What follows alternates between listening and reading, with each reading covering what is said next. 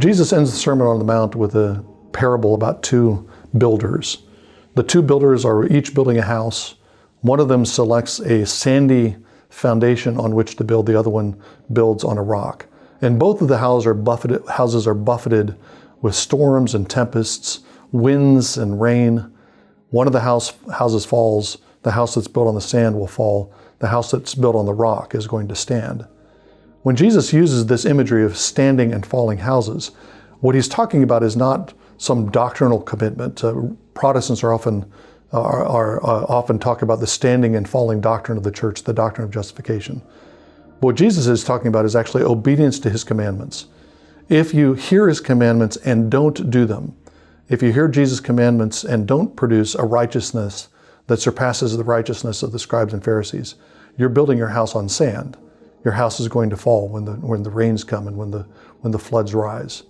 But if you hear Jesus' commandments and you obey them, and you produce a righteousness that surpasses that of the scribes and Pharisees, the righteousness that is obedience to the commandments that Jesus gives in the Sermon on the Mount itself, then you're building on a rock and your house will stand.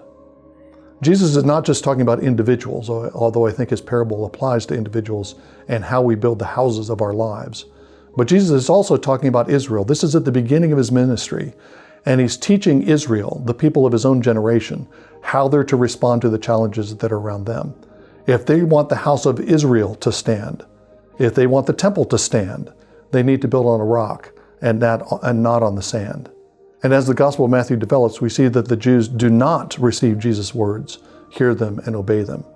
By the end of the book, we hear Jesus talking about the collapse of the house of Israel and the collapse of God's own house, the temple. And the reason it's collapsing is because they've built a house on sand. They've heard the words of Jesus, and yet they've resisted him. But not only our lives, but our churches and our cultures are built on a rock if we hear the words of Jesus and practice the righteousness of the kingdom, the righteousness that surpasses the righteousness of the scribes and Pharisees.